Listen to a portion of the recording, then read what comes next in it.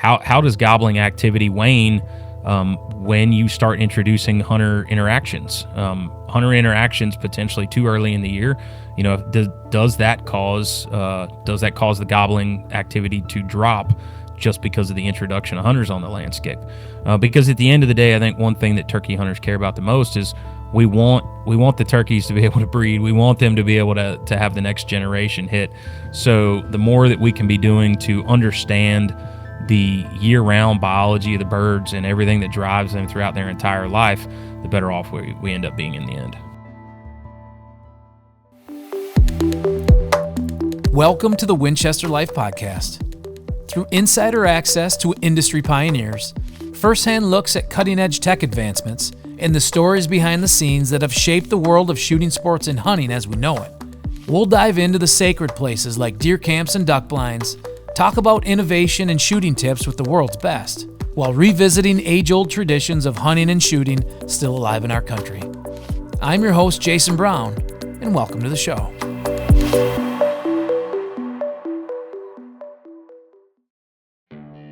The Winchester Life Podcast is brought to you by Winchester Ammunition, Winchester Repeating Arms, Winchester Safes, White Flyer Targets, Folds of Honor, Birchwood Casey, Walkers, Winchester Pet, and Winchester Optics.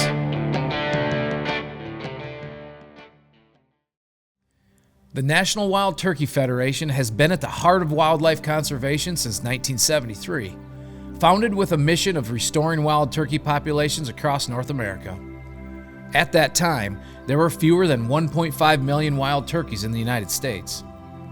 Thanks to the hard work of the organization and its 250,000 dedicated members, wild turkey populations now exceed 6 million. It's one of the greatest conservation success stories in history.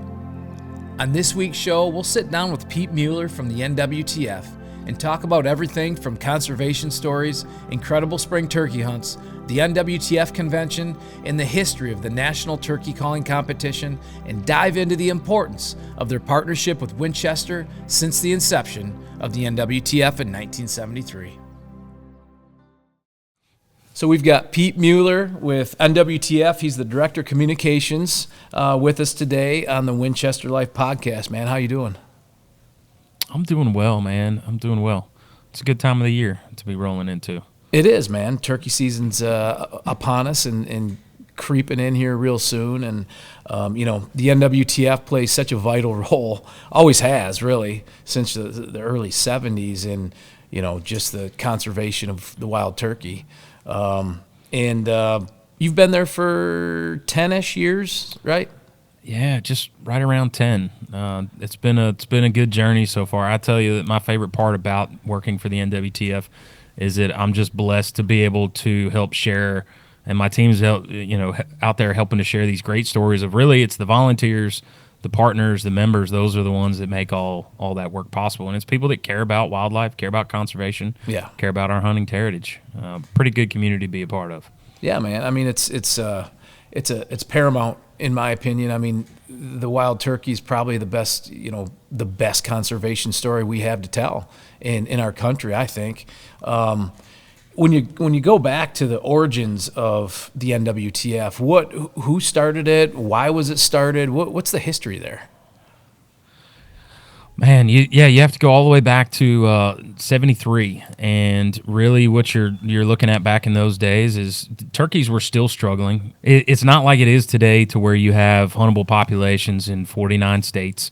Populations back at that point were still around like 1.25, 1.3 million, and there were some recovery work going on, but you had dedicated hunters, dedicated conservationists that came together. Tom Rogers was the founder. And they came together with an idea of we want to be a part of the resurgence of the wild turkey, and they made it happen. The early years obviously were a little bit more of a struggle, but it was an organization that was founded upon science and leaning into research. I mean, it was founded as a research organization. That's something that still is very important to us today. We established in those early years the Wild Turkey Technical Committee, and what that is that's essentially a committee comprised of reps from the different state agencies and trying to share information across state boundaries to really further restoration on a landscape level. So obviously everybody knows turkeys hit peak highs, just shy of, let's say, 7 million. Things have settled back in, and we are in a spot now to where there are some declines in certain areas, but the rest, or the conservation of the wild turkey is still just as important today as it was back then, even now where we do have populations everywhere. But again, it goes back to an idea that was brought together by Tom Rogers and the other early founders, and then it being carried and bought into with the passion of volunteers, members, and then partners jumping on board to help be a part of this success story that is the NWTF. Yeah, man, it's massive. And, being from Michigan, I remember growing up in the 80s. I was just a little guy, but we didn't have a turkey season. There might have been one or two counties in the state that had a tag that was available, and it was a massive lottery, crazy lottery. But there was I think in the late 80s, early 90s, a huge resurgence of the population. And we didn't have a season that I participated in until I think 1992 or 1993, and it was a draw system. And there was still, in the state of Michigan, we didn't know a heck of a lot about turkey hunting. There wasn't a lot of resources back then. I didn't personally know anyone who had a turkey camp. I mean, it was one of those things that you just kind of learned as you went. And there was a few local guys who really was instrumental in just building the area's knowledge. One was Greg Abbas with A-Way Hunting Products back in the day. Him and his dad had a company that created turkey calls. They made turkey calls and deer calls, but he was like a 6 or 7 or 8 time state champion. He went to the national turkey calling competition several times, and he was the one that taught us how to turkey hunt. And he actually guided in the late 90s up here, and really we helped guide. And so that's how we kind of understood.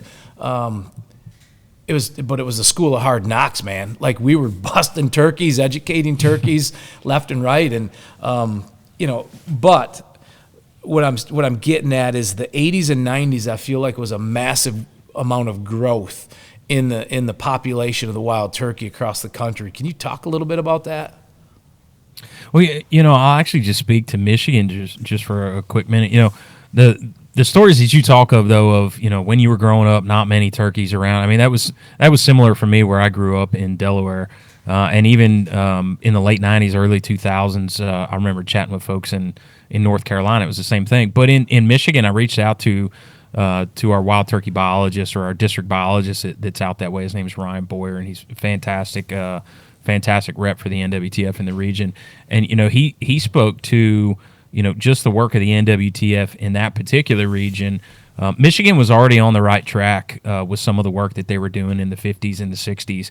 80s, 90s, NWTF stepped in as a partner to try to help facilitate, and that's actually been a big role that we played. Yes, there was a lot of turkeys being shipped around all over the place, but it was helping to facilitate that interstate agency communication, helping with the testing of birds, transportation fees, all those things, to where Ryan now reports that there's seasons in nearly all of the 83 counties of Michigan, is what he was telling me. Yeah. And north of 200,000 birds, and in my mind, where you're saying things were pretty non-existent, you didn't really see them, or if you did, it was kind of a treat.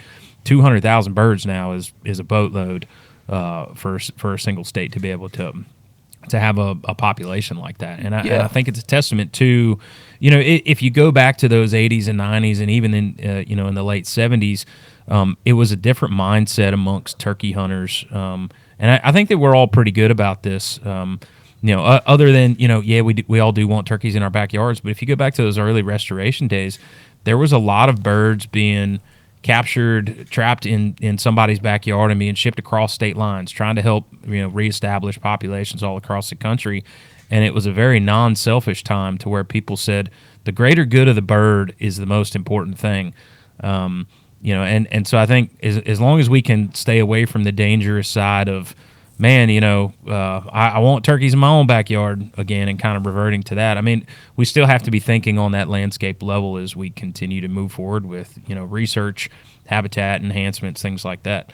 But I mean, yeah, that's what's gotten us here is the interagency work, the partners like Winchester that have been a part of things since the early '70s, and those members and volunteers all pushing for this to hit the success levels that it did. Yeah. I mean, I think it's when I look at the different initiatives that you guys have within the organization, it's crazy. I mean, I wrote down a couple that I thought was cool. Georgia and South Carolina, you have a gobbling activity of the individual male wild turkeys that's going on right now. Can you speak to that? Or that's really interesting to me. And why would that be something you guys would want to measure? There is a lot of research going on across the country. I'd have to go back and look at full numbers, but I want to say it's numbering close to 25 different states. It's 20 to 25 different states and multiple projects in some of the states. But there's a lot of things that go into the satisfaction of a turkey hunter and our pursuits in the spring. And if you think about it from the side of what makes you happy when you get out there in the woods. It's that first gobble. If you don't hear a single gobble all day long, chances are you're coming out of there going, that was a bust. But if you go out there, let's say you don't even get to work many birds, but you at least hear some, you feel like you've at least had a little bit of success. And, Sure. and really, turkey hunters do base some of their success and their quality of the hunt on the gobbling activity. And so the reason that you look at some of those things is you want to know what does gobbling activity look like as it leads into peak breeding? How can they use the peak breeding and the gobbling activity to help influence start dates? How can you also look to be able to establish other parameters around seasons to figure out what's good for the bird, what's good for the hunter, what continues to help drive conservation dollars being driven through the sale of licenses? But it's and also, again, the other side of it is how does gobbling activity wane when you start introducing hunter interactions? Hunter interactions potentially too early in the year. Does that cause the gobbling activity to drop just because of the introduction of hunters on the landscape? Because at the end of the day, I think one thing that turkey hunters care about the most is we want the turkeys to be able to breed. We want them to be able to have the next generation hit. So the more that we can be doing to understand the year-round biology of the birds and everything that drives them throughout their entire life, the better off we end up being in the end. Yeah, in that gobbling activity and the workability of a gobbler, I think is dependent on the state for sure. Over the last 20 years, I think I've hunted over 15 states for turkeys. And it depends, where you're hunting. And I remember hunting Missouri for the first time and thinking, man, I'm doing it all wrong. Up in Michigan, we run and gun a lot. There's a lot of back in, 10 years ago, 15 years ago, there's still birds that have never been worked on properties that we were getting access to. So, it made things a lot easier. But we were hunting with some old timers down there, and they would just sit in the strut zone. They'd go there in the morning, they'd sit, they'd listen, and they'd wait for that bird to come. And a lot of times those birds come in silent. But that's, when you hunt birds that have been hunted for generations, like a state of Missouri, that definitely dictates, how they act and how you can work them. So I thought that was really interesting, that just the different locations in different states, just how the birds react differently to different types of hunting. Michigan, I feel, is definitely getting to the point where most properties have seen hunters work them, and there's an education that's being passed down from generation to generation for sure. But it still is, out of all the states we hunt, I think it still is and has the most workable birds, population-wise anyway, consistently across the board that we've seen. But again, not a whole lot of non-state hunters come up here. I think Sure. it's a destination location. You don't pass through Michigan. You got to purposely come up through it. And I think that's in right. a lot of ways it protects some of that, some of the stress that's put on the birds each year. But but at the same time, when we have camps up here, and when we have different media and friends come up here and they get a chance to chase these birds up here, they're pretty happy with what we have. So it's interesting, man, how it progresses. I got my start in turkey hunting in Wyoming, hunting the Black Hills. Yeah. And obviously Merriam's are a little bit more call happy than your southeastern your southeastern states eastern wild turkeys. And I was in for a rude wake up call when I got down here, and I was like, oh, this will be easy. I've done this before. I've watched birds get called to and run across valleys and back up other sides of draws and hills, and but it's the landscapes you hunt, it's the different terrains, and it's I think that's what makes it enjoyable. Is that no two turkeys are alike. That's why we're out there. That's why we do this. And it kind of goes back to that enjoyment level of it's a challenge. We love to hear the gobbles. We love the interactions. We love to watch the birds strut. And at the end of the day, that all leads to that satisfaction level in the woods each spring. Yeah, for sure. We were chatting a little earlier, and you were talking about, when you first joined the NWTF team, one of your first media hunts was the Longbeard XR launch. Was a hunt that Winchester had hosted. Do you remember much about that hunt? Absolutely. It was terrible weather in near the Black Hills in South Dakota, and this was towards the end of the season. But we had snow on the ground. It was pretty rough hunting conditions, and it was a mixed camp of different folks. There were some media folks that were there, and then we also had partnered with Winchester that year on an opportunity for NWTF members to win a chance to attend a hunt on behalf of NWTF and Winchester. And so we had some media folks, and then a hunt winner. But we were up at Mike Strauss' place in western South Dakota. And I specifically will never forget that hunt because when the rain and the snow and the bad weather finally broke for a short minute one afternoon, I remember that was when I finally had the first gobble of the day.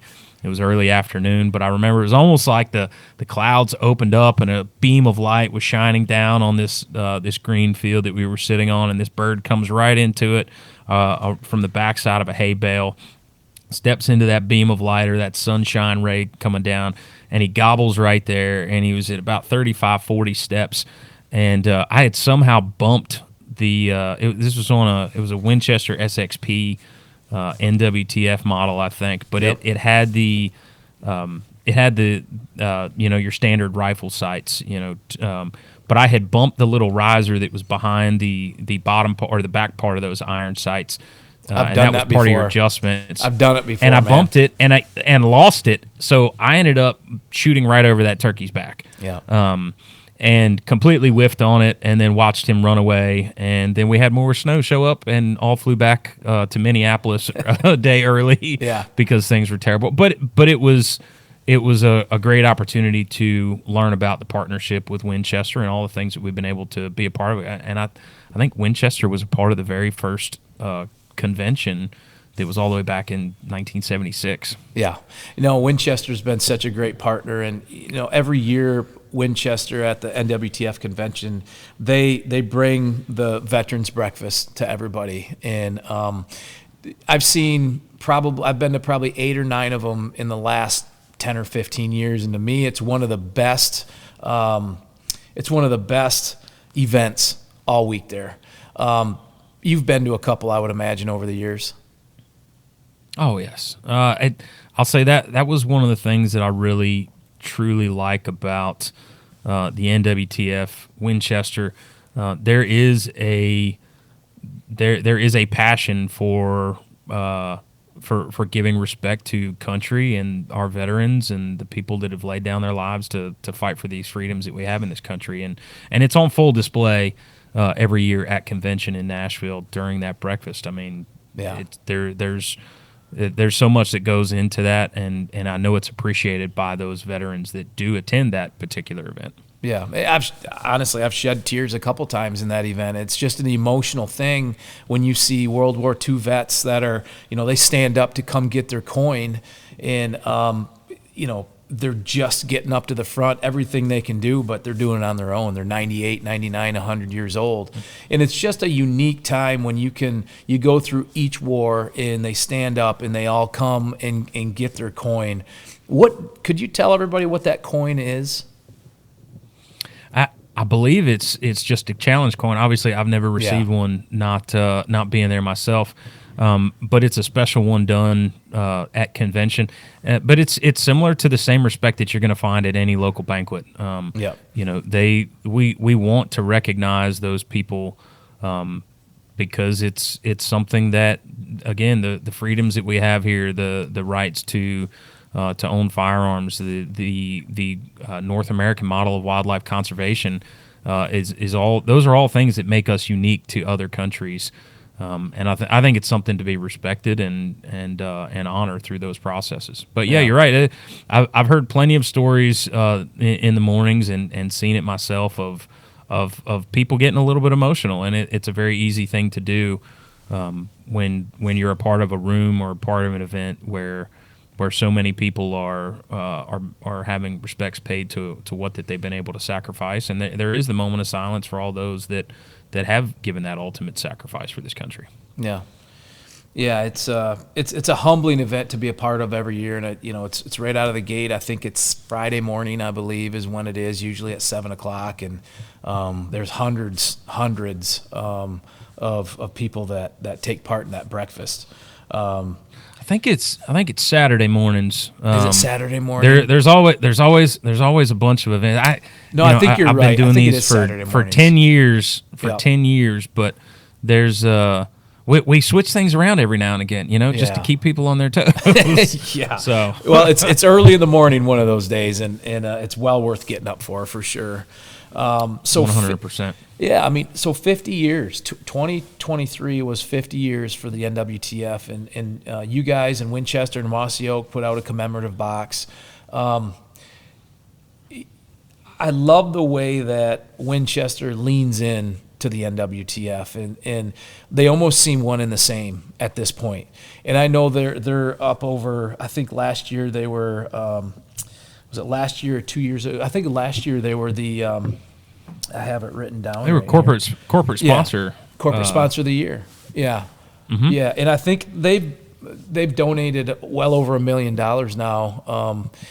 And I just, the partnership with NWTF, and we've been doing work with Winchester for 15 years, and it's always been paramount. Every NWTF convention, we're putting content together, stories together. We did a short film called The Veteran that we ran probably 6 or 7 years ago, maybe more. And it was about a judge in Tennessee. He was a World War II veteran, and it was his story. And he still, as a 90-year-old, was walking those hills in Elizabethton, Tennessee. And I got a chance to go follow him for a couple days in the hills and get to hear stories from him and tell that story. And those are the special moments that you have along the way when you really dive into what turkey hunting means to a lot of people around the country. And you got a guy that's in his late 90s, and he did pass 2 years ago. But for 3 or 4 years after that, I would continue to see him at the NWTF convention with his wife, and it was a pretty amazing thing to really connect with people that the turkey hunting means so much to them that it is at the front and center of their mind every spring. And as a 96-year-old, he's still walking those hills hunting them. So it's really cool. Oh, absolutely. Those you get a lot of folks like that are in Nashville every year, and this year's no different. It's a family gathering. People get together with friends that they met a decade earlier, and now the kids are hanging out with each other's kids during the sports show and the convention festivities. But it's something where it's the start of our new year, essentially. Leading into turkey season. Turkey seasons open up not too far after we've wrapped our convention. But you get all these folks, and they all have that great personal story of they're obviously how they got into it is probably all different, but the reason that they stay a part of it is all the same. It's the people that they've met, the experiences that they have in the woods, the thrill of the gobble, the time spent afield, and the life-changing power of the outdoors. I mean, that's really what it all boils down to. Yeah, and that's really the mission of NWTF, right? I mean, that's what your mission is. It's people in the outdoors. It's passing that on. Yeah, the mission of the NWTF has and always will be the conservation of the wild turkey and the preservation of our hunting heritage. But we did this past year kind of refine a vision statement and say, what are we doing this all for?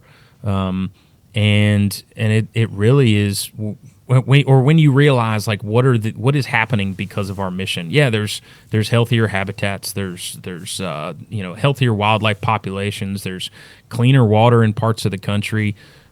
Because of the work that we're doing, communities, and in this day and age, this is a huge thing. Communities are becoming more resilient to wildfires.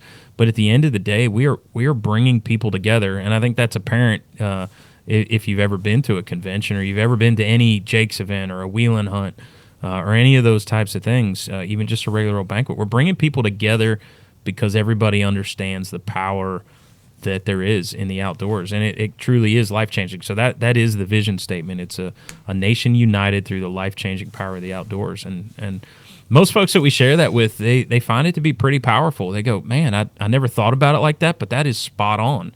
It's aspirational.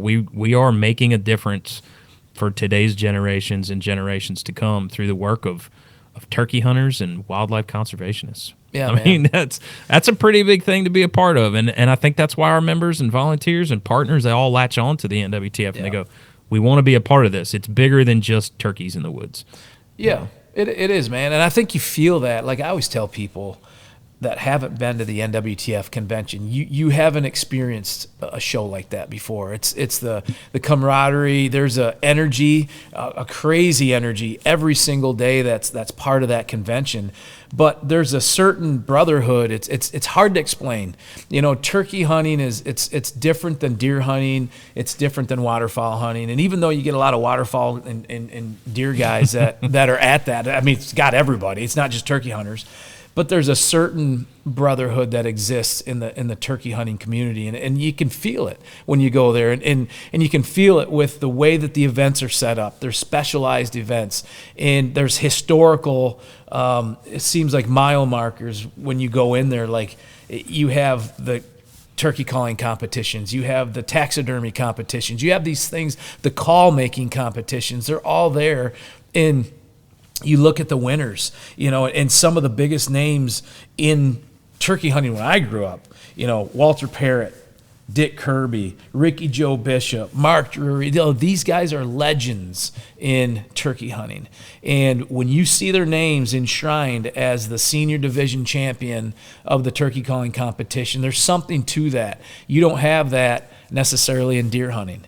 You do have that in waterfowl hunting, but for some reason the turkey calling competitions, the stage, the way that it's set up. If you haven't been to a turkey calling competition before at the national level at NWTF, man, you have to see it. It's so unique. It's so awesome. And, do you think there's a parallel between the growth of the sport of turkey hunting and the growth in of the calling competitions? Is that something that kind of went up together? I think current trends show that the number of people participating in turkey hunting is actually down right now. But obviously, with the growth of populations of turkeys, you have seen an uptick. I mean, this past convention alone, we had our highest registrations for all events in the turkey calling competition, and it is something where there is a strong push in that community to have that keep living on. You mentioned turkeys are a unique breed, and I think that there are things that set us apart from others. We've probably all been there. You're traveling through an airport or wherever you're heading or coming back from, during springtime, and chances are if you see somebody with like a soft-sided cooler walking through the airport, chances are they've got a turkey in there. I mean, it really is. And I've had numerous conversations where, somebody's like, oh, what do you got? And I tell them it's a turkey. And they're like, oh, I'm coming back from Nebraska. I'm going to here. Or, how many did you get? Tell me about your hunt. And I long for those opportunities to be able to just stop and chat about turkey hunting with folks. But, going back to the call-making or the calling competition, it is one of those that, once you've been in turkey hunting for a while and you get proficient and you're able to call in your first bird, you're probably feeling pretty good. Like, man, I've got this thing down. But I think the one thing that turkey hunters love is we're always working to perfect our craft. We break out the calls in, January, February. We're driving around wherever we go with a turkey call in our mouth. We're annoying our spouses, kids, whoever else it is. But you want to learn something. You go sit in that room and you listen to that calling competition or play back the live streams that we have from that event and listen to those callers. It's crazy. And you'll probably be humbled, but again, you're going to learn a lot from listening to those guys. And I swear some of those people have feathers growing out their backs. It's unbelievable. Like well, I mean, you look at them on stage, they act like they're turkeys. Half of them do, and I think it helps bring it out of them or something. But yeah, and so what's the road look like to get on that stage? What's it look like if someone said, "Hey man, I think I'm pretty damn good. I got a diaphragm call. I got a friction call. I'm gonna get dialed in here. I'm gonna enter this year. I'm gonna enter next year." Like, how do they get to the stage? Sure. So there are regional calling competitions or state level calling competitions that happen all across the country. And how you get to nationals is you have to place in one of those. And I can't remember because they've changed some of the regulations, but if you win first or second, I think that you get an invitation to nationals. Yeah. And then even for divisions like your friction or your senior open, which is where people are primarily using mouth calls, you have to make it through the preliminary round. And there could be 40 plus callers in that. And they're whittling down that group of the best, the people that have won competitions across the country. They're whittling it down to 10. Or if you've won previous year, you get an auto bid into the subsequent year's championship. But once you get to that final round, I mean, that's it. That's that big game, the Super Bowl, the World Series, whatever you want to call it. I probably have trademark infringement for saying Super Bowl or something, but that's that highlight of a turkey hunter or of a turkey caller, a competitive caller, is getting on that stage, making it to the finals, and getting a chance to get their hand raised as being the top caller for that year. I mean, it's huge. It's a cool thing for them. It's a huge honor, really man. And I was talking to Mark Drury a couple of weeks ago, and he broke into the industry because of turkey calling competitions. That's how he got in. Mm-hmm. That's how he got introduced to Toxie Hays. That's how the Mossy Oak relationship started, and that's how it exploded. That was the tipping point for him, was winning a lot of these competitions. And I think you can look back at the history of some of the winners on stage. Their growth as in the outdoor space is directly aligned with their success on stage. So there is a path there for sure. Oh, absolutely. You were just mentioning earlier the mannerisms, the way that people call on stage. They move across the stage in a manner. Their hands are moving. It's actually a funny side story, but I remember one of the first years that we live streamed it on Facebook, and this was during like the peak time of running Facebook Live, so even before COVID. Yeah. But the amount of people that we were able to reach that year, I think it was like 400,000 or 500,000 views on one of the live streams. But we reached so many new people that people were like, "What is this weird white boy beatboxing thing going on?" Because they were watching it with no sound or turned it up in the background. It was they're doing. You see it out there, and they're even when they have their hand over their mouth. Yeah, all this stuff, man. It's crazy. I remember the first time. I'd never entered in a calling competition, but one of my best friends, he was a Michigan State champion, and there's a lot of guys that locally that you knew year over year they were going to be the guy. And a couple of them, I went to the first one, and they're walking around kind of with the neck and shutting their eyes, and they're going to that like they are a turkey. I mean, and I think a lot of guys, they have to go, they have to put on that suit. It's like a different uniform, man. It's like I'm on stage, I have to get into this persona, and that helps them, you know. It's the inner Steph Curry and everything. Yeah. It's crazy, man. And I think you know, when you look at a guy like, you know, Matt Van Cise, he's won like 6 out of 8 years or something like that. I mean, it's pretty wild to see the success of him in the era that, you know, now it's you've got the best of the best, and he continues to win that senior division. It's wild. Absolutely. Hands down, somebody that just gets calling, it's Matt Van Cise. Yeah. In this day and age, he is the top caller. I mean, there's no doubt about it based on the track record from the past few years. Yeah. It's funny you were talking about Facebook streaming, and this was probably 2016, 17, maybe, like you said, when it was unfiltered, unthrottled, and you could go live on Facebook. And we shot a turkey right here in Michigan, and I think we had like 50,000 people that were watching it at one time. Oh, man. Which was wild because, you know, that if you did that now, you get like 8, 10, 12, 15 people. But back then, they wanted the live to be so, you know, to grow. So they unthrottled it. There was literally any type of an audience you had, it would go to. And it was pretty cool to kind of to do that back then and to be part of that, you know, the live streaming thing. But it's kind of, you know, faded, I think, a little bit at this point anyway. We had a fair amount of traffic.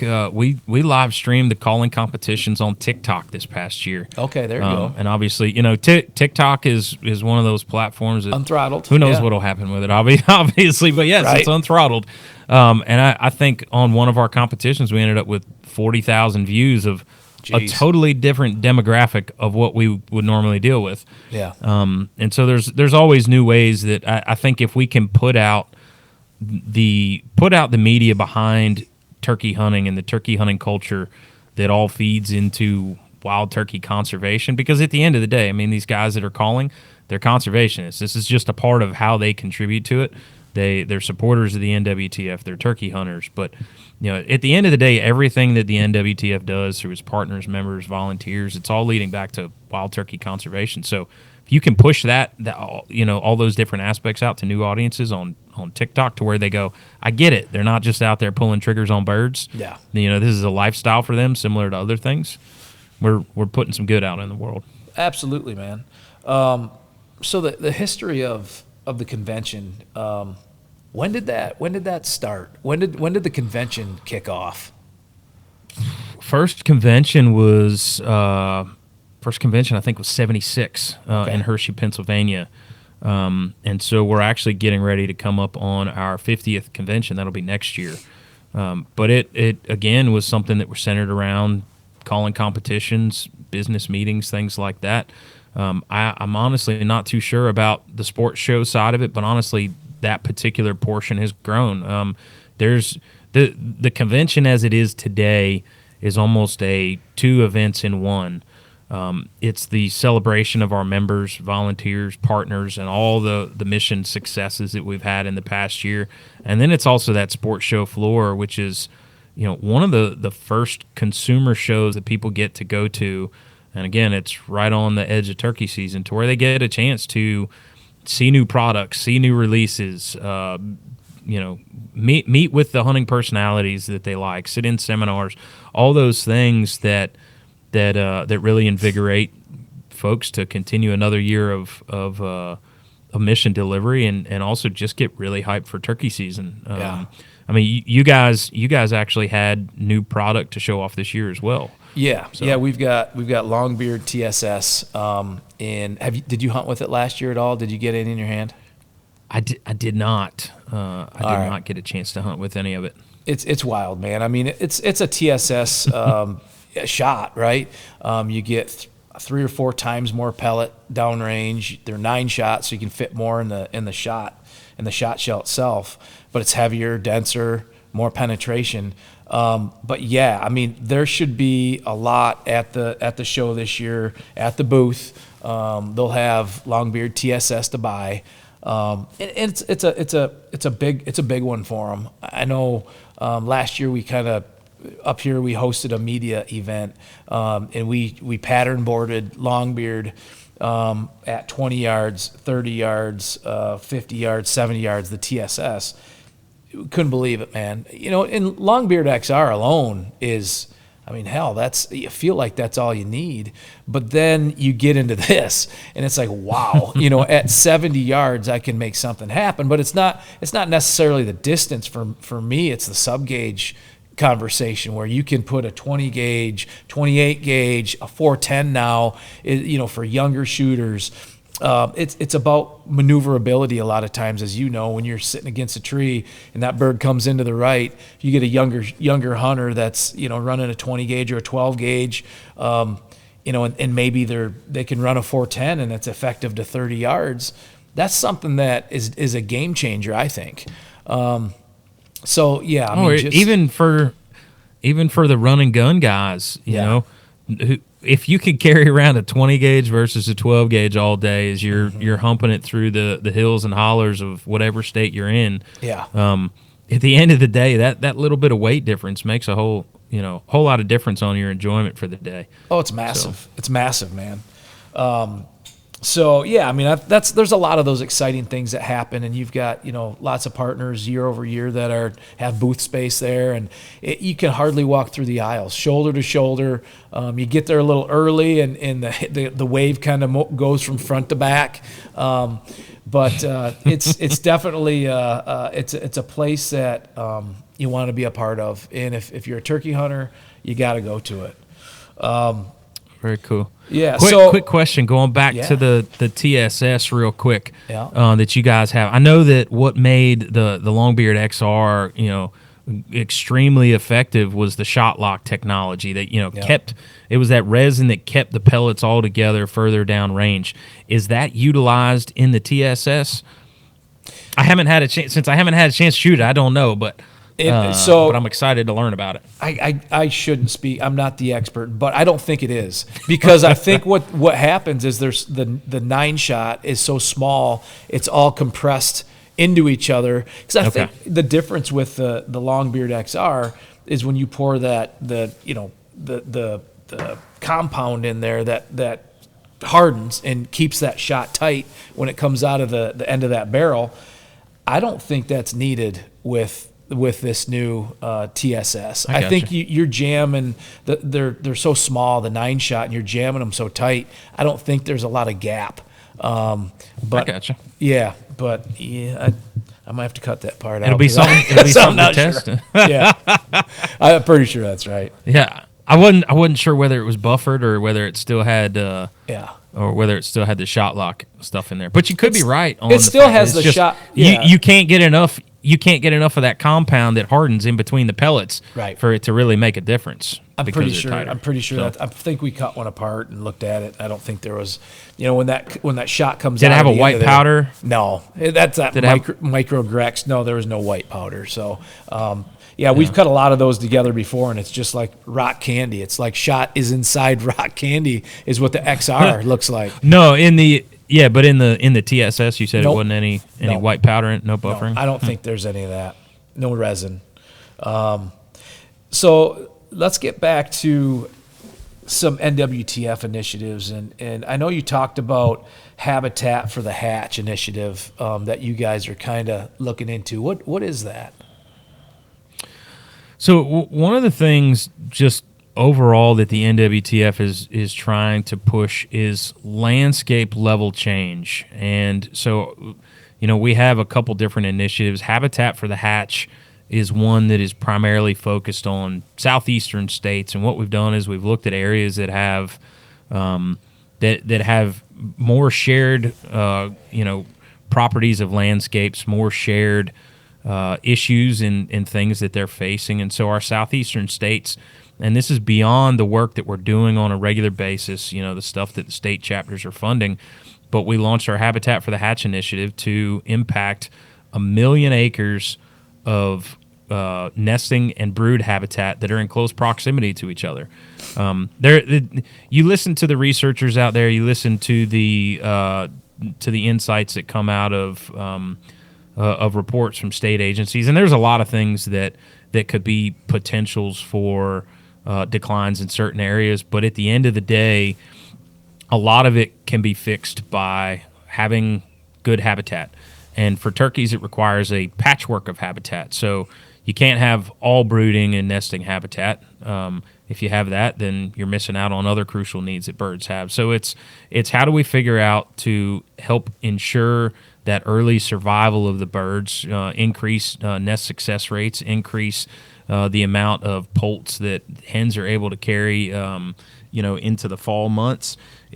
We need good habitat for birds to be able to nest in, and then good cover for them to be able to raise those young poults in until they're able to fly and roost. Yeah. And so that's really the end goal of that particular initiative, and it's being done through partnerships with the state agencies, funding of particular projects that are found to be of need, but lots of prescribed burning in certain areas, and learning how to get those on better rotation and affect the landscape to something that even recent studies I think are showing that prescribed burning is good for turkeys, and actually it's bad for predators. Predators don't like to use the areas that have been recently burned. So, but that's the overall goal of Habitat for the Hatch. I mean, I can't remember the fundraising goals that they have for that, but it's driven a lot of excitement for people to go, okay, this is something that our states are buying into. We realize that this is something where the legacy that we're able to leave on the land, the lessons learned from research that's going to be done across this region applies to all of the states. And so our state chapters are stepping up and saying we're supporting Habitat for the Hatch. So we're seeing good growth. That was launched, I want to say it was summer of 2023. This past year, we launched our Forests and Flocks initiative, and that's in the northeast part of the country. And there'll be more to come as we continue to look at particular regions. I believe Michigan will be in the region that we cover for the next one. And again, looking at how do we take shared concerns, issues, things from a particular region. So it'll be that upper Midwest states, figuring out what are things that overlap throughout that area. What are ways that we can energize the states in that region to band together to help fight things. Forest and flocks in that northeastern part of the country. Yep. Anybody that's ever been up there knows that the forest landscape is completely different from the southeast. Also, your winter swings, the turkeys up there deal with they deal with more harsh winters. Food is a concern. Now, throughout most of those northeastern states, turkey populations are doing well, but there are some isolated areas of declines, and we think that it's important to be on the front, on the front of figuring out what could potentially go wrong. What can we learn for what's working well to where we can continue it and not have the downturns that we've seen in certain parts of the country. So, we want to help establish the year-round needs of the wild turkeys, better food sources. And then one of the things that we think is extremely important in the northeastern part of the country is how do we help best showcase the benefits that come from hunting and the outdoor lifestyle, and how does it benefit far more people than just those that want to get out there and chase turkeys, deer, whatever the game species may be, because in that part of the country you have a larger percentage, or I guess you have a sharper downturn in the approval rating of hunting, shooting sports, things like that. And for state level funding to continue and to be able to have the fishing licenses and the hunting licenses that support state level conservation, we do need to educate people better on the benefits of things. That doesn't mean that we want everybody to go out and hunt, because we obviously realize that not everybody could go and pick up a shotgun tomorrow. Not everybody could go buy the box of TSS and go out and hunt turkeys. That would be too many people on the landscape. But we do need people to understand why hunting is important and what it contributes to wildlife conservation, how it makes habitat's healthier for all wildlife, even if you're just a bird watcher, or it makes your trails better if you just want to go hike. It makes it to where you have more quality camping. It makes it to where you have cleaner water for craft beers or bourbon or whatever that may be. There's a lot of huge benefits that come from the work of turkey hunters, and it was actually a neat thing that I saw because we are a country that sometimes is divided. We had a lady that did a podcast last year coming out of convention, and she interviewed all kinds of turkey hunters and turkey callers and turkey call makers and Native Americans talking about the importance of turkey in their culture. But when she started sharing things out, there was somebody that said, I'm a self described tree hugger, left-wing environmentalist. I mean, that's what they said. But they said we see the most support, and we have friends and allies in our work to conserve the outdoors in the good old redneck hunting boys. I mean, and so to hear somebody say that probably politically is, completely different from somebody like myself or others, there is a shared end goal of what we're going for. We enjoy the outdoors just as much as anybody else, and so I think that it's important that we keep trying to find that common ground, especially in places that might be a little bit tougher than normal. Down here, I think in the Southeast, or it's a little bit more a part of the everyday culture. In the Northeast, it's part of everyday culture in certain parts of the region, but you have far more huge metro areas and larger populations that may not understand it. So, there's no doubt. So we have to fight. We have to fight for that. Have to fight for it, man. And so, for example, Habitat for the Hatch. Is there programs for private landowners that can enroll into this? Like, how can we private landowners be a part of this initiative? So while there is no current way to enroll in Habitat for the Hatch, we do have scattered across the country, and this is not unique to just the Southeast or the Habitat for the Hatch region. We do have foresters or biologists that are here to help provide consultations, figure out ways to take advantage of government assistance programs, and come in and do evaluations of properties and figure out what the needs are.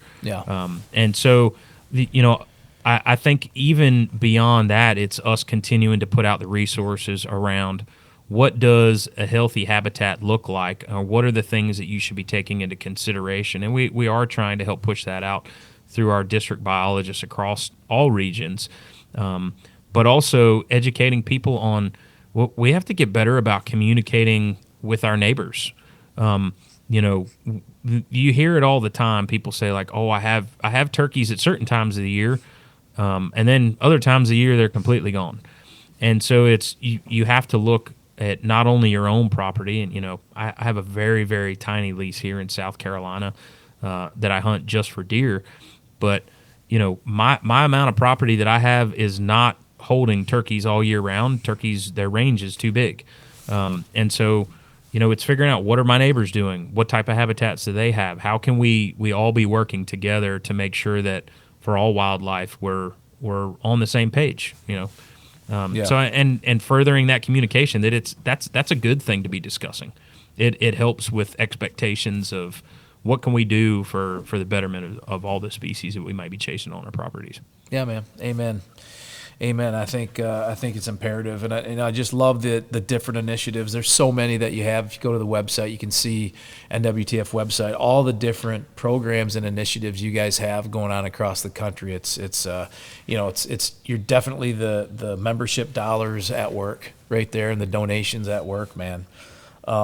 Recently, just coming out of our last annual report, efficiency is 90 cents on the dollar is supporting mission-related activities. And so if there's folks out there that are just worried about like, man, $35 seems like a lot, even though you get a Bass Pro gift card of $25 to go back and spend, it's, we're putting your dollars to good use. Yeah. I mean, there's 90 cents on the dollar is what we're putting towards things. But then we're also leveraging it with partner contributions. Partners like Winchester that are being a part of of saying we want to be a part of this mission work, this mission success story, and we're able to, with the help of folks like Winchester and the state agencies and other partners, able to sometimes leverage that 90 cents 10 to 1 to help achieve the most amount of impact on groundwork. Yeah. So, yeah, I mean, partners are huge, and I think about Johnny Morris and Bass Pro Shops, and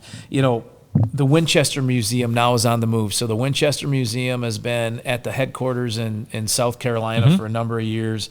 Now, where is that Winchester Museum going to be now? So yes, it was something that was picked up by Johnny Morris to be a part of his Wonders of Wildlife Museum and Aquarium. That is in Springfield, Missouri. It's if you never got a chance to see it when it was in Edgefield, it's a pretty neat little museum. I mean, for where it was and what we had. I mean, we had animatronics that helped tell everything from stories of Native American importance of the wild turkey to stories that had an old guy sitting on his front porch. I mean, I want to say that when we had those early things done, it was people that developed animatronics for Disney helped us do those. But it was something that we value the conservation success story that's been made possible by our members, volunteers, and partners so much. And we realize that, it's not getting the true justice of foot traffic that it needs. I think the height of any traffic in Edgefield that we ever had was maybe 10,000 people in a year.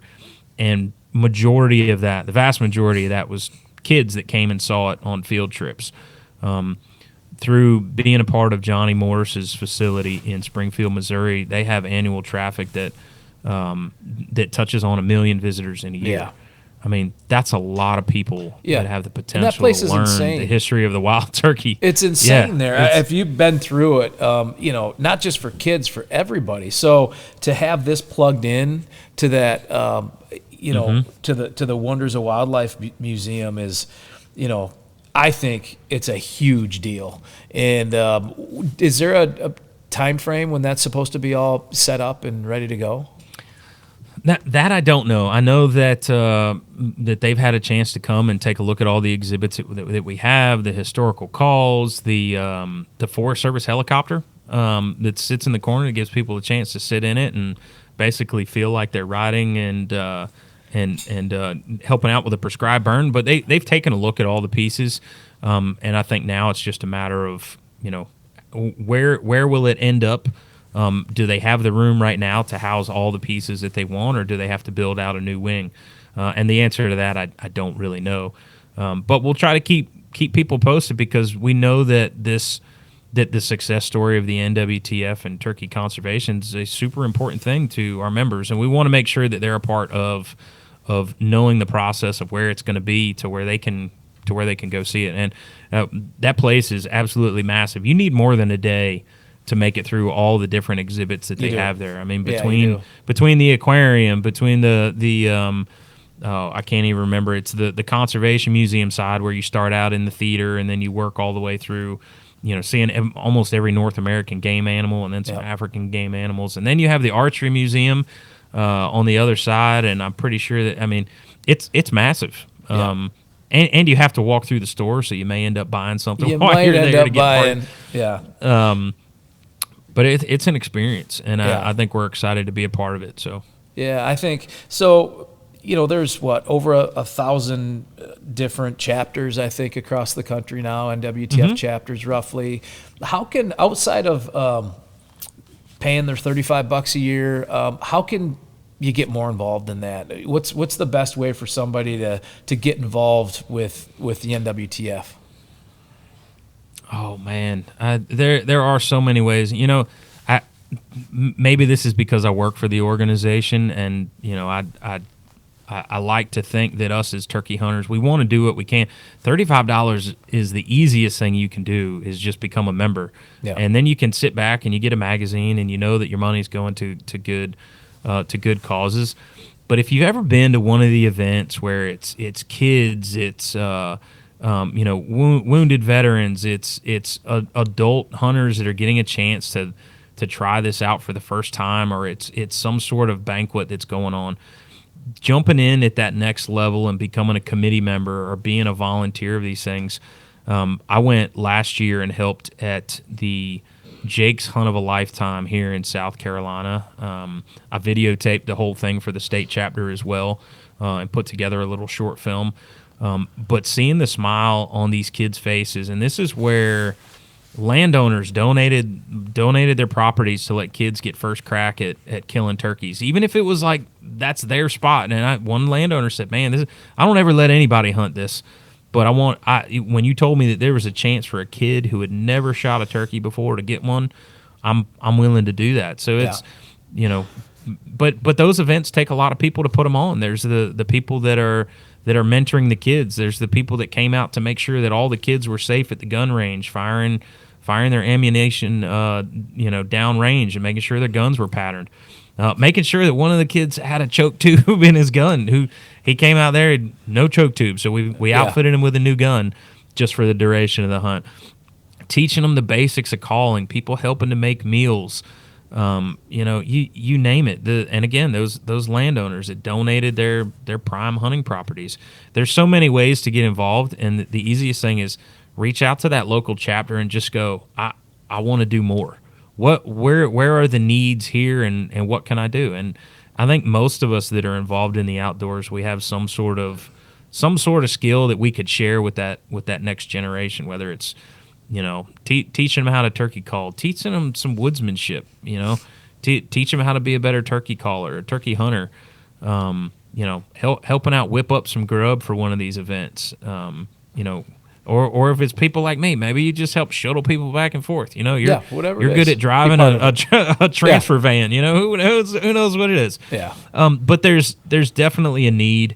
And I guarantee you that the people that you get involved with once you take that next step to become a volunteer, it's going to be people that are going to become, good friends, good family, because that's, at the end of the day, that's really what the NWTF is. It's one huge family that cares about turkeys, the outdoors, and this lifestyle.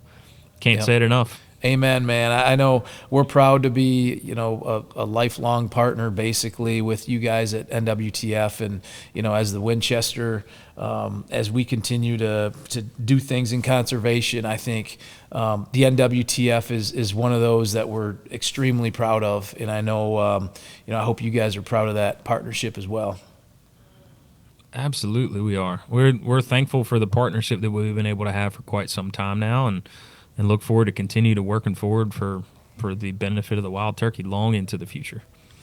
All right, Pete, thanks for stopping by and chatting for a bit, and good luck this season, and hopefully we'll see you out there. Absolutely, same to you. Can't wait to see those success stories from the field. Right on, man. Thanks. This portion of the Winchester Life podcast is brought to you by the National Wild Turkey Federation. The NWTF is dedicated to the conservation of the wild turkey and the preservation of our hunting heritage. Since its inception in 1973, the NWTF has provided the foundation for wild turkey conservation throughout North America. Conserving the wild turkey and preserving our hunting heritage has always been, and always will be, the backbone of the National Wild Turkey Federation. Visit their website at nwtf.org to join and learn more. And now, back to the show. So this week on our Ammo 101 segment, we have with us from Winchester, Ben Frank, and he'll talk a little bit about the latest and greatest from the world of Winchester ammunition. Ben, welcome to the show, and what is on the docket today? Well, thanks for having me. And how about we talk about 21 Sharp? So that is truly a new cartridge from Winchester. We introduced that in 2024. And really, what is it and why? That's what we get the questions all the time. Why are you making a new cartridge? I don't need this. What's it for? Mm-hmm. And kind of like we've talked in the past about 350 Legend, you're always going to have people that are going to say, well, I don't need this. Make what I have. So make more 22s or make more 22 Win Mag. And believe me, we're doing the best we can with that as well. But we also know, and we're out there looking at what do people need out there? How's the market changing?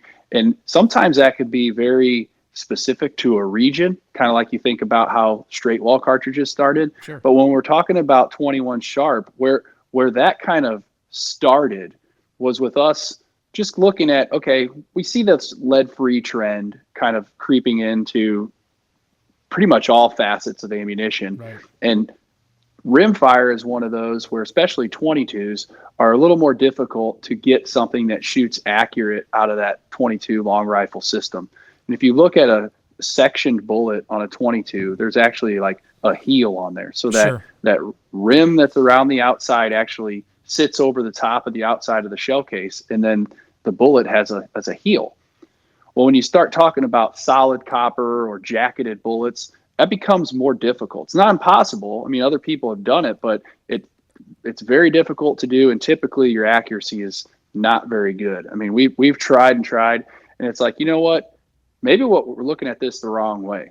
Maybe we need to look at a different system that can be a rimfire of the future that can accommodate that end use, that accommodate that lead-free need, but also what else can it do? I mean, it started with lead-free, but how can we build a new cartridge here that if we're not just going to lean on lead-free? I mean, I'm not saying that that's a bad reason to it, but at the same time, we can continue to develop that and make it even better. And so when you look at 21 Sharp, started with lead-free, but it really turned into all these other bullets that we can put in there, whether it's jacketed bullets, which is, not something historically you see in 22s, whether it's solid copper or matrix, or even just standard lead. I mean, heck, at some point, I feel like we'll have polymer tipped bullets. You don't see those in 22s. So it's just opened the door for higher performance bullets in that small package. It's the same shell case that we have with 22s.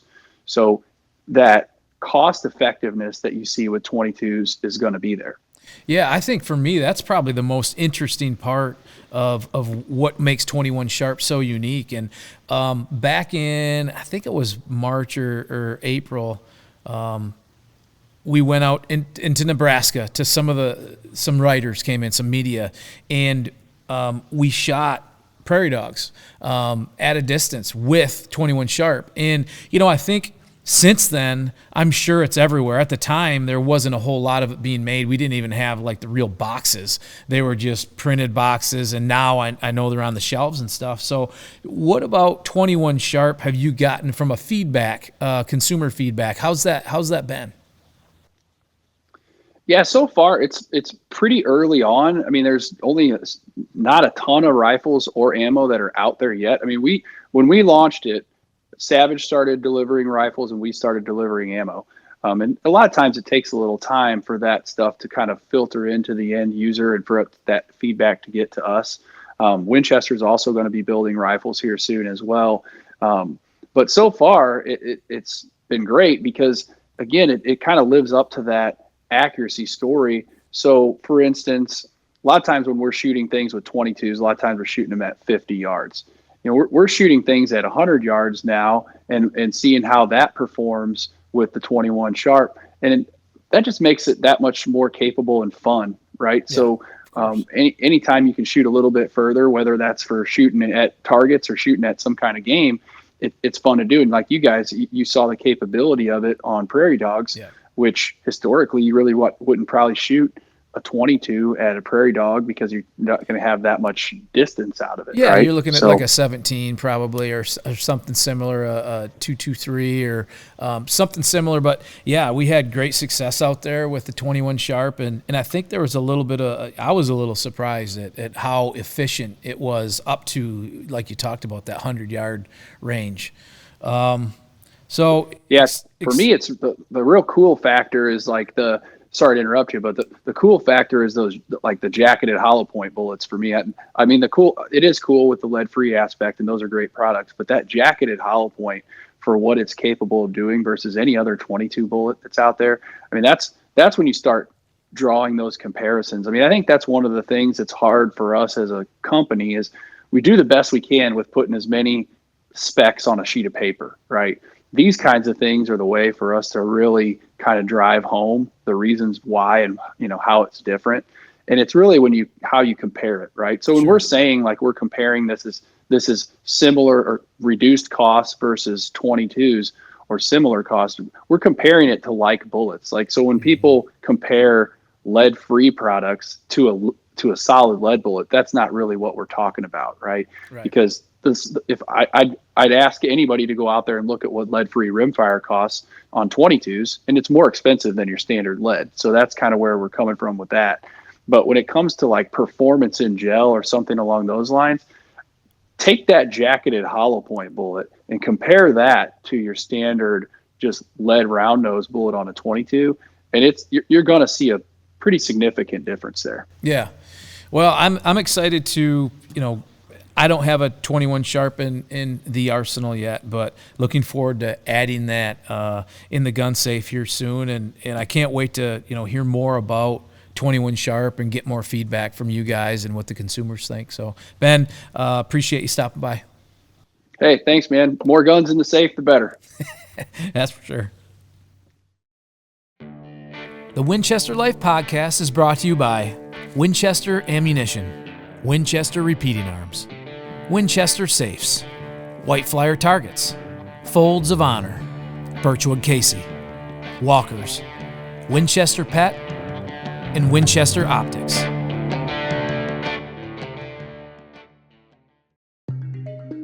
Hey, thanks so much for listening to this week's show. Please make sure you click the follow button on your podcast apps so you never miss a new episode. This episode was produced by Aaron Cox and Jason Gilbertson, engineered by Jason Freer, directed by Chad Andrus, written and edited by Jason Brown, with behind-the-scenes photography by Kelsey Myers. I'm Jason Brown, and you've been listening to the Winchester Life Podcast. See you next time.